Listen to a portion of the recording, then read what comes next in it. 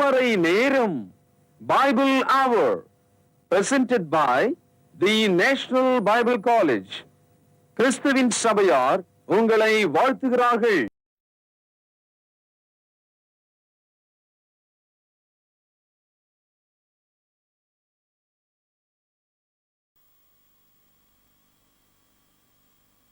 வாழ்த்துக்கள் திருமறை நேரம் நேயர்களே, இயேசு கிறிஸ்துவின் இனிய நாமத்திலே உங்கள் யாவரையும் அன்போடு நிகழ்ச்சிக்கு வரவேற்கிறேன். திருமறைக்கு திரும்புவோம், பேக் டு த பைபிள் நெடுந்தொடர்.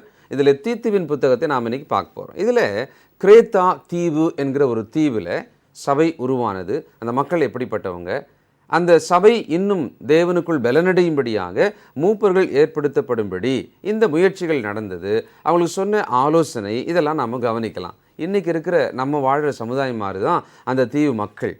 பலவிதமான நம்பிக்கைகள், பரியாசங்கள், பலவிதமான பேச்சு, பொய், இவங்களெல்லாம் நிறைந்த மக்களாக அவங்க இருந்தாங்க. அவங்களுக்கு மத்தியில் ஒரு சபை உருவாகி அந்த சபை திடமாக வளருவதற்கு சொல்லப்பட்ட ஆலோசனை. அப்போ இதை நாமளும் கவனிக்கணும் இல்லையா? உபதேசத்தில் எப்படி இருக்கணும், தேவனுக்குள்ளாக நமக்கு என்னெல்லாம் கொடுக்கப்பட்டிருக்கிறது, எவைகள் முக்கியம், எவைகள் முக்கியம் இல்லை, எது மேலே நம்முடைய மனதை முக்கியமாக வைக்கணும், இதெல்லாம் இந்த சின்ன நிருபத்துக்குள்ளே சொல்லப்பட்டிருக்கிறது. பிரியமானவர்களே, பல தீவுகள் இன்றைக்கி இப்படிப்பட்டதாக தான் இருக்குது. அந்த தீவுக்குள்ளே இருக்கிற மக்கள் தங்கள் வட்டத்துக்குள்ளவே தங்கள் இஷ்டம் போல நடக்கிறவங்களாவே அதிகபட்சமாக இருப்பாங்க. ஒரு பெரிய கட்டுப்பாடு அவங்க மேலே இருக்காது. அதனால் இன்றைக்கு நாம் இதை கவனிப்போம். நம்முடைய வாழ்க்கைக்கு பாடங்களை நாம் எடுத்துக்கொள்வோம், சீராவோம், தேவனுக்கு பிரியமாக நாம் நடப்போம். செய்தி போலாங்களா? இந்த நாளில் நம்முடைய செய்தியாளர் தேசிய வேதாகம கல்லூரியினுடைய கல்வித்துறை தலைவர் டாக்டர் பீட்டர் சாலமன் ஐயா அவர்கள். வணக்கம் திருமறை நேர நேயர்களே. ஒப்பற்ற ஆண்டவர் இயேசு கிறிஸ்துவினுடைய நாமத்திலே என்னுடைய நெஞ்சார்ந்த வாழ்த்துதலை உங்களுக்கு நான் தெரிவிக்கிறேன். இந்த நெடுந்தொடர் திருமறைக்கு திரும்புவோம், பேக் டு பைபிள். இந்த தொடரில் 70வது பாடமாக தீத்துவுக்கு எழுதின நிருபம். இந்த நிருபத்தை பவுலடியார் சிறையிலிருந்து எழுதியிருக்கிறார். இந்த நிருபம் பவுலப்போஸ்தலருடைய 4வது சுவிசேஷ பயணத்தின் வழியாக கிரேத்தா தீவில் ஸ்தாபிக்கப்பட்ட சபை மக்களுக்காக எழுதப்பட்டிருக்கிறது. பவுலப்போஸ்தலர் இந்த தீவாரை குறித்து, அந்த தீவில் உள்ள மக்கள் மத்தியில் இருக்கிற சபையை குறித்து, அவர்கள் ஆரோக்கியமான உபதேசத்தில் நடக்க வேண்டும் என்று இளமையான ஊழியக்காரனாகிய தீத்துவுக்கு எழுதுகிறார்.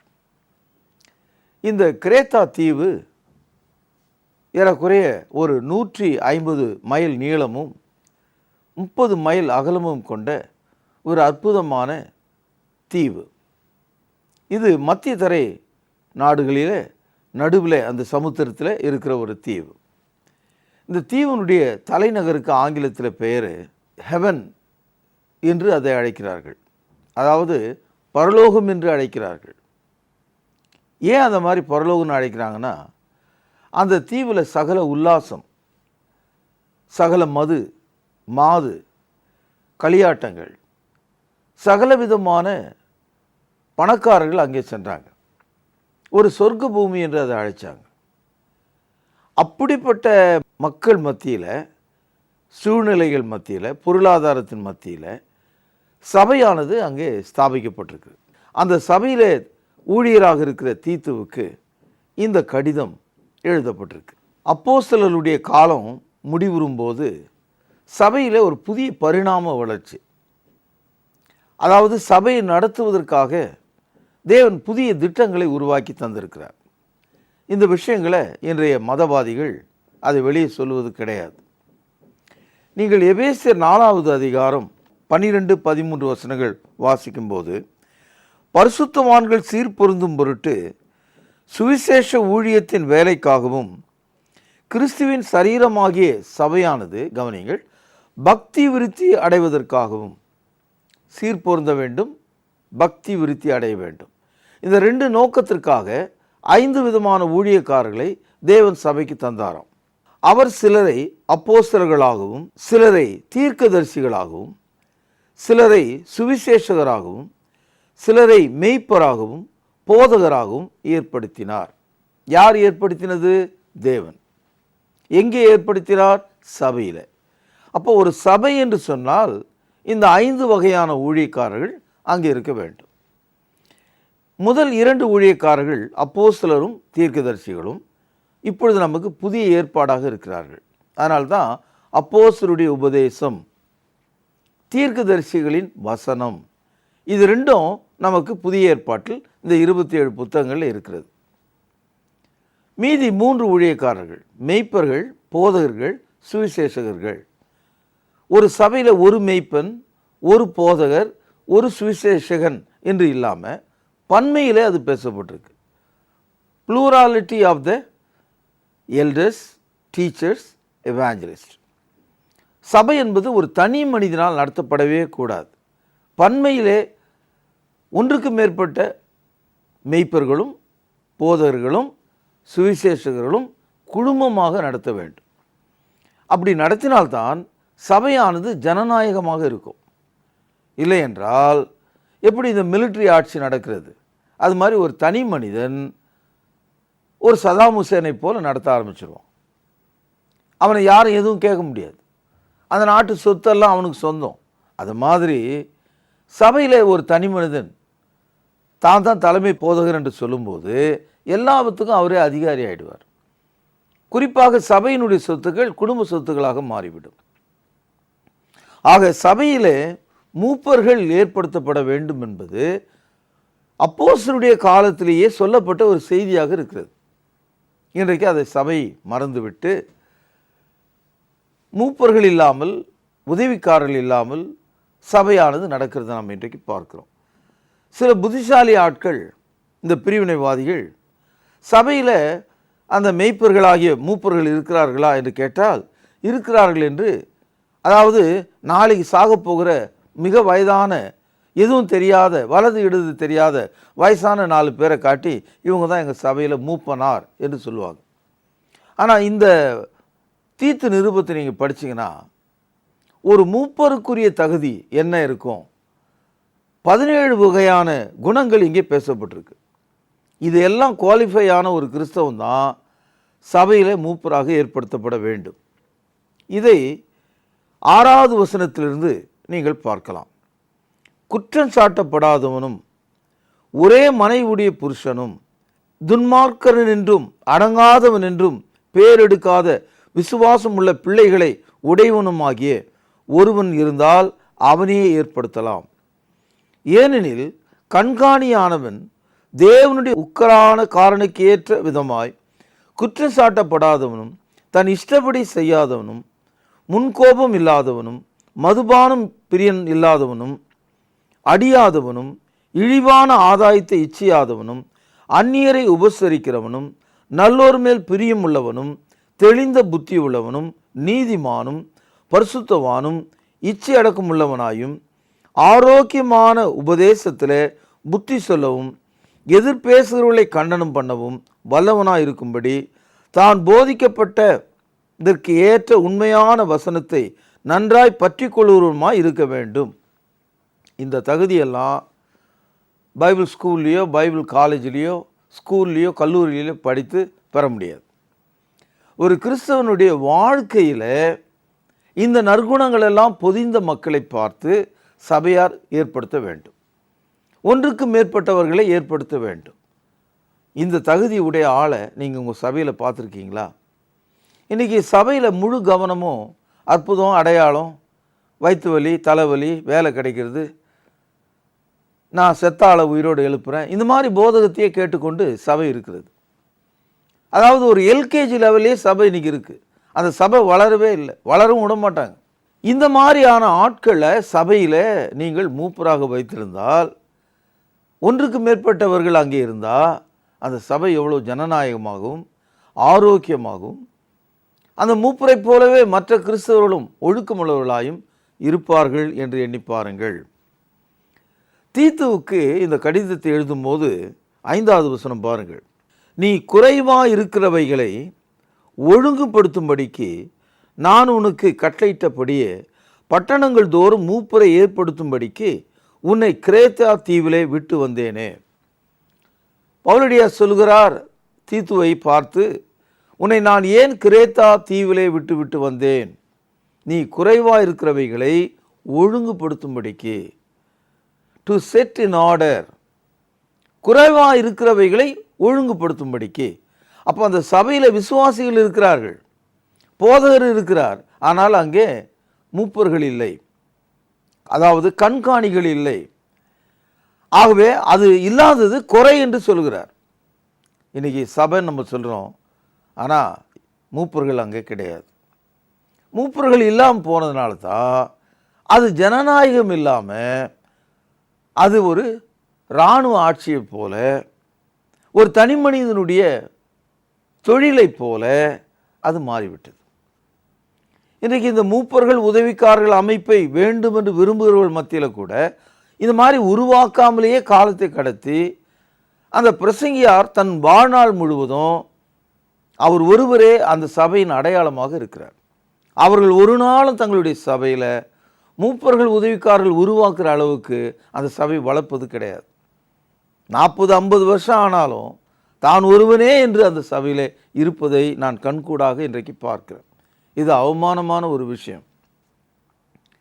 ஏன் தீத்துவை கிரேத்தா தீவிலே பவுலடியார் விட்டு வந்தார்? குறைவாயிருக்கிறவைகளை ஒழுங்குபடுத்தும்படிக்கு. இங்கே எது குறைவா இருக்கிறது? சபையிலே மூப்பர்கள் இல்லை. அவர்களுடைய தகுதிகள் என்ன? ஏறக்குறைய 17 தகுதிகள் பேசப்பட்டிருக்கு. முதல்ல பாருங்க, குற்றம் சாட்டப்படாத ஆளாக இருக்கணுமா. அடுத்தது திருமணமாகாத ஒரு ஆளாக இருக்கக்கூடாது, திருமணமானவராக இருக்கணுன்றார். அப்போ தான் ஒரு நல்ல குடும்பம் இருந்தால் தான் நல்ல சபையை அவரால் உருவாக்க முடியும். அநேக நல்ல குடும்பங்கள் சேர்ந்தால்தான் திருச்சபை விளங்கும். எத்தனையோ அற்புதமான குணங்களை அவர்கள் வெளிப்படுத்தணுமா. அது மாத்திரம் இல்லை, அந்த மூப்பருடைய பிள்ளைகள் கூட கீழ்ப்படுகிறவர்களாகவும் தேவனுக்கு பிரியமுள்ளவர்களாக இருக்கணுமா. அடங்காப்பிடாரி பிள்ளைகளையும் அவிசுவாசியான பிள்ளைகளையும் உடையவர்கள் மூப்பர்களாக இருக்க முடியாது. இந்த குவாலிட்டிஸ் எல்லாம் அவங்களுக்குள்ள தேவைன்றார். அது மாத்திரம் இல்லை, ஒரு சபைன்னு சொன்னால் நல்லவர்கள் மத்தியிலே உருவாக்கப்பட்டால் நல்லாயிருக்கும். மோசமான சமுதாயத்தில் சபைகள் எப்படி உருவாக முடியும் அப்படின்னு நீங்கள் கேட்கலாம். ஆனால் பரிசுத்த ஆவியின் வசனங்கள் எப்பேற்பட்ட மனிதர்களையும் மாற்றக்கூடியதாக இருக்கிறது. உதாரணத்துக்கு இந்த கிரேத்தா தீவார் எப்படிப்பட்டவர்கள்? 12ஆம் வசனம் பாருங்கள். கிரேத்தா தீவார், பேனால் அடிக்கோடிடுங்கள், ஓயா பொய்யர் 1, துஷ்ட மிருகங்கள் 2, பெருவயிற்று சோம்பேறிகள் 3 என்று அவர்களில் ஒருவனாகிய அவர்கள் தீர்க்கதரிசியானவனே சொல்லியிருக்கிறான். அதாவது கிரேத்தா தீவில் உள்ள மக்கள் எப்படிப்பட்டவர்கள்? ஓயாத பொய்யர்கள். இந்த ஓயாத பொய்யர்கள் எதையுமே அவங்க சத்தியத்துக்கென்று அவர் நினைப்பதே கிடையாது. எல்லாம் விளையாட்டு தான், எல்லாம் தமாஷ் தான். காரணம், ஏற்கனவே அந்த கிரேத்தா தீவினுடைய தலைநகருக்கு பேர் ஃபேர் எவன், சொர்க்க பூமி என்று பேர். அங்கே போகிற ஆள்னா அப்படியே எல்லாத்தையும் பொய்யாகவே பேச ஆரம்பித்தாங்களாம். அவர்களுக்கு பொய் ஒரு விளையாட்டாகவும் அது ஒரு சந்தோஷமாகவும் கேலி கூத்தாகவும் இருந்தது. ஓயா பொய்யர். இந்த பொய் சொல்கிறவங்கள 4 வகை மக்கள் இருக்காங்க. முதல் வகை மக்கள் எப்பொழுதாவது பொய் சொல்லுவாங்க, ரேர்லி லயர்ஸ்ன்னு பேர் அவங்களுக்கு. 2வது வகையான பொய்யர்கள் அவ்வப்போது பொய் சொல்லுவாங்க, ஆஃப்டன் லயர்ஸ். 3வது வகையான பொய்யர்கள் ஓயா பொய்யர்கள், ஆல்வேஸ் லயர்ஸ். 4வது வகையான பொய்யர்கள் உடல் ரீதியான பொய்யர்கள், பயாலஜிக்கல் லயர்ஸ். அதாவது இந்த மனுஷனை 2ஆ விட்டினா கூட அவனுடைய இருதயத்திலிருந்து பொய் எடுக்கவே முடியாது. உடலெல்லாம் எப்படி ரத்தம் பாயுதோ அது மாதிரி பொய்யே பாய்ந்திருக்கும். இவன் தான் பயாலஜிக்கல் லயர். இந்த ஓயா பொய்யர்ன்றவன் 24 மணி நேரமும் எல்லா நேரங்களையும் போய் சொல்லிகிட்டே இருப்பான். அந்த வகையை சேர்ந்தவர்கள் தான் அந்த கிரேத்தா தீவர். நம் மத்தியில் எவ்வளோ நாத்தமுள்ள வாயுடைய ஒரு மனிதன் இருந்தால் கூட அவனை ஒரு சிநேகிதனாக நம்ம ஏற்றுக்குவோம். ஆனால் பொய்யா பேசிகிட்டு இருக்கிற ஒரு ஆளை நிச்சயமாக நம்ம சிநேகிதராக ஏற்றுக்க மாட்டோம். பொய்யா பேசுகிற ஒரு கணவனை, பொய்யே பேசி கொண்டிருக்கிற ஒரு மனைவியை யார் தான் விரும்புவாங்க? பிரியமானவர்களே, இந்த பொய் என்பது என்ன? அதுக்கு நேரடியான விளக்கம் கொடுக்கறத விட சத்தியம் என்பது என்ன, அதை நம்ம புரிஞ்சுக்கணும்னா பொய் எதை நம்ம புரிஞ்சுக்க முடியும். சத்தியம் என்பது எது நிஜமோ அதை பற்றிய உண்மைதான் சத்தியம். எது நிஜமோ அதுதான். அப்போ தேவன் ஒருவர் தான் நிஜமானவர். தேவனிடத்தில் காலங்களும் கிரியைகளும் வல்லமையும் நீதியும் இருக்கிறது. அவர் ஒருவரே நிஜமானவர். தேவனால் பொய் சொல்ல முடியாது.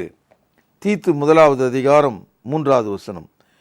பொய்யுரையாத தேவன் ஆதி காலம் முதல் நித்திய ஜீவனை குறித்து வாக்குத்தத்தம் பண்ணி அதை குறித்து நம்பிக்கையை பற்றி தேவ பக்திக்கேதுவான சத்தியத்தை அறிகிற அறிவும் விசுவாசமும் தேவனால் தெரிந்து கொள்ளப்பட்டவர்களுக்கு உண்டாகும்படி. இந்த இடத்துல தேவன் பொய்யுரையாதவர். அவர் நித்திய ஜீவனை பற்றிய வாக்குத்தத்தத்தை நமக்கு செய்திருக்கிறார். ஆகவே தேவனால் தெரிந்து கொள்ளப்பட்ட மக்கள் அதை புரிந்து கொள்ள வேண்டும் என்று சொல்லுகிறார். ஆக பொய் என்பது எதுனா சத்தியத்துக்கு எதிரானது. கிரேத்தா தீவார் எப்படிப்பட்டவர்கள்? ஓயா பொய்யர்கள். நினைச்சு பாருங்க, அந்த தீவில் உள்ள அனைத்து மக்களும் பொய் சொல்லிட்டு இருந்தா எப்படி இருக்கும் வாழ்க்கை? எவ்வளவு ஏமாற்றம்! ஒருவரை ஒருவர் எவ்விதமாக தாழ்த்தி இருப்பார்கள். அடுத்தது பாருங்க, துஷ்ட மிருகங்கள், ஈவில் பீஸ்ட்னு போட்டிருக்கு. மிருகங்கள்னா நம்ம வீட்டில் இருக்கிற ஒரு நாயோ ஒரு பூனையோ மிருகம் நம்ம சொல்ல மாட்டோம். மனிதனை கண்டாலே கடிக்கிற, ரத்தத்தை குடிக்கிற காட்டு விலங்குகளை தான் நம்ம துஷ்ட மிருகம்னு சொல்லுவோம். பரிசுத்த ஆவியானவர் கிரேத்தா தீவாரை பற்றி எடுத்ததுக்கெல்லாம் கொலை செய்வாங்க. அவங்க எடுத்ததுக்கெல்லாம் வெட்டி போடுவான். அந்த தீவு அந்த மாதிரி இருந்தது. மென்டல் ஆயிட்டானுங்க, துஷ்ட மிருகங்களாம். கடைசியாக பெருவயிற்று சோம்பேறிகள். அந்த பட்டணத்தில் சாப்பிட்டு சாப்பிட்டு சாப்பிட்டு, ஏன்னா உல்லாசபுரி, சாப்பிட்டுக்கிட்டே இருப்பான். நல்லா கவனிங்க, ஓயா பொய்யர்கள், துஷ்ட மிருகங்கள், பெருவயிற்று சோம்பேறிகள். இப்படிப்பட்ட மக்கள் மத்தியில் ஒரு சபை இருக்க முடியுமா? அந்த இடத்துல ஒரு சபை இருந்தால், அந்த சபை ஜனநாயகமாக நடக்க வேண்டுமானால், ஆரோக்கியமான உபதேசத்தில் நடக்க வேண்டுமானால் அதுக்கு என்ன செய்ய முடியும்? பிரியமானவர்களே, இன்றைக்கு உலகத்தில் நாம் இருக்கிற இந்த பகுதி, நீங்கள் இருக்கிற பகுதி ஒரு கால கிரேத்தா தீவை போல இருக்கலாம். ஆனால் தேவனுடைய வார்த்தையானது அதை பார்க்கலும் வல்லமையாக இருக்கிறது. தேவனுடைய வசனம் இருபுறமும் கருக்குள்ள பட்டயம் போல் இருக்கிறது. தேவனுடைய வசனம் சம்மட்டியை போல் இருக்கிறது. தேவனுடைய வசனம் அக்கினியை போல் இருக்கிறது. தேவனுடைய வசனம் தேனிலும் தெளிதேனிலும் மதுரமுள்ளதாக இருக்கிறது. தேவனுடைய வசனம் கால்களுக்கு தீபம், பாதைக்கு வெளிச்சமாக இருக்கிறது. தேவனுடைய வசனம் வானம் பூமி ஒளிந்தாலும் அது ஒழியாததாக இருக்கிறது. அந்த வசனத்தினால உருவாக்கப்பட்ட சபையில், அந்த சபையினுடைய வளர்ச்சியில் குறைவாக இருக்கிறவர்களை சரி செய்யத்தக்கதாக அவர்கள் மத்தியிலே மூப்பர்களை நீ ஏற்படுத்து என்று சொல்கிறார். நீங்கள் இன்றைக்கு போகிற சபையில் இந்த தகுதிகளை உடைய மனிதர்கள் இருக்கிறார்களா? அப்படி இருந்தால் அவர்கள் மூப்பர்களாக ஏற்படுத்தப்பட வேண்டும். அப்படி மூப்பர்கள் ஏற்படுத்தப்படாமல் ஒரு சபை இருக்குமானால் அது அழிவை நோக்கியும், அது மார்க்கமாக இல்லாமல் மதமாக இருக்கிறது என்றும் நாம் புரிந்து கொள்ளலாம். இன்றைக்கு பிரபலமான சபைகள், குறிப்பாக இந்த கிறிஸ்தவத்தில் உள்ள 3வது பிரிவுள்ள சபைகள், பெந்தேகோஸ்து அமைப்புகளில் இன்றைக்கி எல்லாம் உழைய ஆரம்பிச்சிடுச்சு. பெரிய பெரிய சபைகளுக்குள்ள பயங்கரமான போராட்டங்கள், எல்லாம் பணம், பேராசை, தனி மனிதர்களுடைய ஆட்சி, குடும்ப ஆட்சி எல்லாம் ஒழிந்துவிடும். ஒரு சபையானது ஒன்றுக்கு மேற்பட்ட போதகர்கள், மூப்பர்கள், உதவிக்காரர்கள் என்ற பரிசுத்தவான்களாலே நடத்தப்படும் போது, ஒரு ஜனநாயக ரீதியில் நடத்தப்படும் போது, அதனுடைய வருமானங்கள் எல்லாம் கர்த்தருடைய சமூகத்திலே கணக்கு சொல்லப்படும் போது எல்லாரும் மதிப்பார்கள், எல்லாரும் அதை ஏற்றுக்கொள்வார்கள்.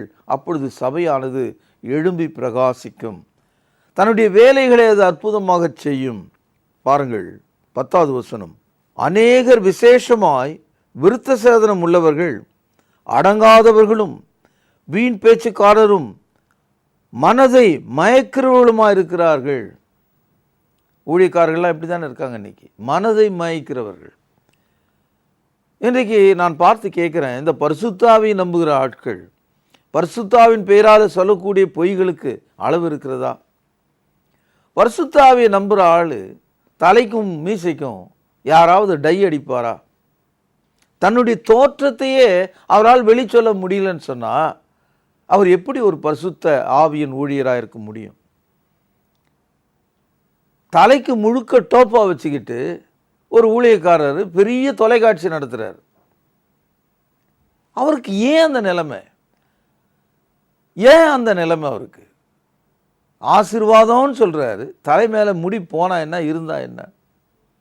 அடையாளத்தை அவர்கள் காண்பிக்க மறுக்கிறார்கள், நிஜத்தை வெளிப்படுத்த மறுக்கிறார்கள். Christianity, it is not a religion of makeup. It's a religion of speaking the truth. It's a real life. தீத்து 1 அதிகாரம் 15வது வசனம் கவனிங்கள். சுத்தம் உள்ளவர்களுக்கு சகலமும் சுத்தமாக இருக்கும், அசுத்தம் உள்ளவர்களுக்கும் அவிசுவாசம் உள்ளவர்களுக்கும் ஒன்று சுத்தமாயிராது. அவருடைய புத்தியும் மனசாட்சியும் அசுத்தமாக இருக்கும். அதனால தான் மற்ற ஊழியக்காரர்களை இந்த மாதிரி பரிசுத்தாவிலே போதிக்கிற என்ற பேரில் வர மக்கள், இந்த கள்ள உபதேசிகள், கள்ள தீர்க்கதரிசிகள், இந்த கூடு விட்டு கூடு பாயக்கூடிய ஆசாமிகள் என்ன செய்கிறாங்க? மற்றவங்களாம் சரியில்லை, நான் தான் சரின்றாங்க. ஆனால் அவங்களுடைய வாழ்க்கை முழுவதும் தவறாக இருக்குது. அவர்களுக்கு எல்லாம் அசுத்தமாகவே இருக்கிறது. தீத்துக்கு சொல்கிறார் பாருங்க, 2 அதிகாரம் 1 வசனம், நீயோ ஆரோக்கியமான உபதேசத்துக்கு ஏற்றவைகளை பேசு. ஆரோக்கியமான உபதேசம். இப்போ நான் சொல்கிறதெல்லாம் என்ன உபதேசம் நீங்கள் நினைக்கிறீங்க? இப்படி இருக்கணும் சபை, இப்படி தான் வசனம் சொல்லியிருக்கு, இப்படி தான் பவுல் தீத்துக்கு எழுதியிருக்காரு, இப்படி தான் அந்த கிரேத்தா தீவர் இருந்தாங்க, இப்படி தான் இன்றைக்கி இருக்கிற ஆட்கள் மனதை மயக்கிறவங்களாக இருக்காங்க, எல்லாத்தையும் எடுத்து சொல்லிட்டேன். இதுதான் ஆரோக்கியமான உபதேசத்துக்கு ஏற்றவைகளை பேசுவது. 2 அதிகாரம் 11வது வசனம், ஏனெனில் எல்லா மனுஷருக்கும் ரட்சிப்பை அளிக்கத்தக்க தேவ கிருபையானது பிரசன்னமாகி நாம் அவபக்தியும் லௌகிக இச்சைகளையும் வெறுத்து தெளிந்த புத்தியும் நீதியும் தேவ பக்தியும் உள்ளவர்களாய் இவ்வுலகத்திலே ஜீவனம் பண்ணி, அதாவது எல்லா மனுஷரும் ரட்சிப்படைவதற்கான தேவ கிருபையானது பிரசன்னமாயிருக்கிறதாம். பாருங்க, காலையில் எழுந்த உடனே அற்புதமான சூரிய ஒளி பூமியின் மேலே வீசுகிறது. ஒரு ஆள் கண்ணை மூடிக்கிட்டு எனக்கு ஒளியே இல்லை அப்படின்னு நீங்கள் சொல்லக்கூடாது. ஒரு ஆள் தூங்கிக்கிட்டு இன்னும் பொழுது வெடியில்னு நீங்கள் சொல்லக்கூடாது. பாரபட்சம் இல்லாமல் தேவன் ஒளியை பூமி மீது வீசுகிறார். எல்லா மனுஷனுக்காக ஒளியை தருகிறார். அது மாதிரி இயேசு சிலுவிலே மரித்தாரே, அது எல்லா மனுஷனும் ரட்சிக்கப்படுவதற்கான தேவனுடைய பிரசன்னமாக இருக்குதாம். தேவனுடைய பிரசன்னம் எல்லாருக்கும் தெரிய வரும் பொருட்டாக இருக்குதாம். எனக்கு தெரியாது இயேசு கிறிஸ்து என்று நீங்கள் இனி சொல்ல முடியாது. நான் ஒளியை பார்த்ததில்லை, சூரிய ஒளி எனக்கு கிடைக்கவில்லை என்று யாராவது சொல்ல முடியுமா? அது மாதிரி தேவனுடைய பிரசன்னம் நான் ரட்சிக்கப்படுவதற்காக உண்டாயிருக்கிறது என்பதை எந்த மனுஷனும் மறுக்க முடியாது. எல்லா மனுஷருக்கும் விளங்கத்தக்கதாக தேவனுடைய பிரசன்னம் வெளிப்பட்டிருக்கிறது. ஆகவே சொல்கிறாரு தீத்துவுக்கு, நாம் நம்முடைய நற்கிரிகளால் ரட்சிக்கப்படலப்பா, தேவனுடைய தயவுனாலும் கிருபையினாலும் ரட்சிக்கப்பட்டிருக்கிறோம். பாருங்கள், 3 அதிகாரம் 5வது வசனம், நாம் செய்த நீதியின் கிரியின்படி அவர் நம்மை ரட்சியாமல் தமது இரக்கத்தின்படியே மறுஜன்ம முழுக்கினாலும் பரிசுத்தாவினுடைய புதிதாக்குதனாலும் நம்மை ரட்சித்தார். ஞானஸ்தானம் சொல்கிறோமே, அதுக்கு இன்னொரு பேர் என்ன? மறு ஜென்ம முழுக்கு. மறு என்றால் மீண்டும், ஜென்மம் என்றால் உடல், முழுக்கு என்றால் ஸ்நானம். ஆகவே மறுஜென்ம முழுக்கு என்பது ஞானஸ்தானம். ஞானஸ்தானத்தில் பாவ மன்னிப்பையும் பரிசுத்தாவின் தேவன் தந்தார். இதுக்காக நாம் ஒரு கிரியை, ஒரு வேலை, அதுக்கான ஒரு தொகையை நம்ம கொடுக்கல, நம்முடைய முயற்சினால் நாம் அதை பெறலை. நாம் செய்த நீதியின் கிரியில் நிமித்தம் அவர் நம்மை ரட்சியாமல் தமது இரக்கத்தின்படியே இந்த ரட்சிப்பை நமக்கு தந்திருக்கிறார். ஆகவே 1ஆம் வசனம் பாருங்கள். புத்தியீனமான தர்க்கங்களையும் வம்ச வரலாறுகளையும் சண்டைகளையும் நியாயப்பிரமாணத்தை குறித்து உண்டாயிருக்கிற வாக்குவாதங்களையும் விட்டு விலகு, அவைகள் அப்பிரயோஜனமும் வீணுமாயிருக்கும். இன்னைக்கு கிறிஸ்தவ மார்க்கத்தை மதமாக மாற்றினவர்கள் புத்தியில்லாத தர்க்கங்களை பேசி கொண்டிருக்காங்க. கத்தோலிக்கர்கள் வம்ச வரலாறுகளை பேசுகிறாங்க. சபைகளிலே சண்டைகளை நாம் பார்க்கிறோம். பெந்தேகோஸ்து அமைப்புகளில் நியாயப்பிரமாணத்தை பற்றிய வாக்குவாதங்களை இன்னும் செய்துட்டு இருக்காங்க. சபையானது இதையெல்லாம் விட்டு விலகி நீங்கள் தேவனுக்கென்று பிரியமாக இருக்கணுமா. பாருங்கள் 10வது வசனம். வேத புரட்டனாயிருக்கிற ஒருவனுக்கு 2 தரம் புத்தி சொன்ன பின்பு அவனை விட்டு விலகு. அப்படிப்பட்டவன் நிலை தவறி தன்னில் தானே ஆக்கினை தீர்ப்புடையவனாய் பாவமும் செய்கிறவனாய் இருக்கிறாய் என்று அறிந்திருக்கிறாயே. ஆகவே சத்தியத்தை நாம் எடுத்து சொல்கிற வேளையில் சத்தியத்தின்படி நடவாத மக்களிடத்தில் நாம் தொடர்ந்து இருக்க முடியாது. ஆகவே சத்தியத்தின்படி நடப்பதற்காக நீங்கள் தனி மனிதராகவும் குடும்பமாகவும் சபைகளாகவும் உங்களை உறுதிப்படுத்திக் கொள்ள வேண்டும்.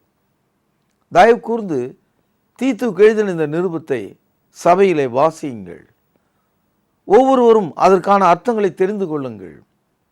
சபையானது அப்பொழுக்கற்ற இப்படிப்பட்ட மூப்பர்களை, ஒன்றுக்கு மேற்பட்ட மூப்பர்களை சபையிலே உருவாக்கும்படி உங்களை நான் கேட்டு இந்த செய்தியை நான் நிறைவு செய்கிறேன். நாளை ஒரு புதிய பாகத்தோடு நாம் சந்திப்போம். பிரார்த்தனை செய்வோம். மகா பரிசுத்த நிறைந்த அன்பான தகப்பனே, தேவரீர் இதோ கிரேத்தா தீவார், ஓயா பொய்யர், துஷ்ட மிருகங்கள், பெருவயிற்று சோம்பேறிகள் என்று பார்த்தோமே. ஒரு கால் நாங்களும் அப்படிப்பட்ட ஒரு வாழ்க்கையில் இருந்தோம். நீர் எங்களை உமது இரக்கத்தின்படியே உமது பிரசன்னமாகிய ரட்சிப்பை எங்களுக்கு தந்ததற்காக உமக்கு தோத்திரம். ஆண்டவர் இயேசு நிமித்தமே ஜெபத்தை கேட்டருளும் மகா பரிசுத்த நிறைந்த எங்கள் நல்ல பிதாவே, ஆமேன். வாழ்த்துக்கள் திருமறை நேர நேயர்களே. என்ன நேயர்களே, தீத்து நிருபத்தை கொஞ்சம் படித்தீர்களா? எவ்வளோ உண்மையான நிருபமாக இது இருக்கிறது. பவுல் தனிப்பட்ட நபர்களுக்கு எழுதின நிருபத்தில் இது மிக முக்கியமான ஒரு நிருபம். சுருக்கமாக எழுதினாலும் அருமையான சத்தியங்கள், சபையிலே எப்படி மூப்பர்கள் உதவிக்காரர்கள் நியமிக்கப்பட வேண்டும் என்ற சத்தியங்கள் அடங்கிய ஒரு புத்தகமாக இது இருக்கிறது. இதை படித்திருக்கிறீர்கள். அதன்படி உங்கள் சபை நடந்து கொண்டிருக்கிறதா என்று சிந்தித்து பாருங்கள். நீங்கள் இந்த சத்தியத்துக்கு கீழ்ப்படிந்து விட்டீர்களா என்று யோசித்து பாருங்கள். பவுல் சொல்லும் பொழுது அகிரிப்ப ராஜாவிடத்தில் அந்த பரம தரிசனத்துக்கு நான் கீழ்ப்படியாதவனாக இருக்கவில்லை என்று சொல்கிறார். இன்று கேட்டு பரவசமடைந்த இந்த வார்த்தைகளுக்கு, இந்த உபதேசத்துக்கு உங்களை கீழ்ப்படியும்படி ஒப்புக்கொடுங்கள். புதிய ஏற்பாட்டு சத்தியத்தின்படி திருமுழுக்கு பெற்றுக்கொள்ளுங்கள். நீங்கள் சென்னைக்கு வர முடிந்தால் இங்கே வாருங்கள். இல்லை என்றால் நீங்கள் இருக்கிற இடத்திற்கு வந்து உங்களை வழிநடத்த விரும்புகிறோம். நீங்கள் இருக்கிற இடத்திலேயே திருமறை நேர விழிப்புணர்வு நிகழ்ச்சியை நடத்த நாங்கள் வர விரும்புகிறோம். பிரியமானவர்களே, இன்று கேட்ட தீத்து நிருபத்திலிருந்து உங்களுக்கான பரிசு கேள்வி, கிரேத்தா தீவார் எப்படிப்பட்ட மக்கள்? கிரேத்தா தீவார் எப்படிப்பட்ட மக்கள்? இந்த கேள்விக்கு சரியான பதிலை எழுதுங்கள். வசன குறிப்போடு எழுதுங்கள். நிச்சயமாக நல்ல பரிசு கிடைக்கும். பிரியமானவர்களே, தொடர்ந்து புதிய ஏற்பாட்டிலிருந்து ஒவ்வொரு புத்தகத்துக்கான விளக்கு உரையை ஐயா அவர்கள் கொடுத்து கொண்டு வருகிறார்கள். மீண்டும் இதனுடைய தொடர்ச்சி அடுத்த தொடரில் உங்களை சந்திக்கிறோம். அதுவரைக்கும் தேவ கிருபையும் சமாதானமும் உங்கள் அனைவரோடும் கூட இருப்பதாக. தொடர்பு கொள்ள வேண்டிய முகவரி: திருமறை நேரம், 58 சர்ச் தெரு, குமரன் நகர், சென்னை 6,82,000. தொலைபேசி எண் 044255008882. செல்போன் 9385500882.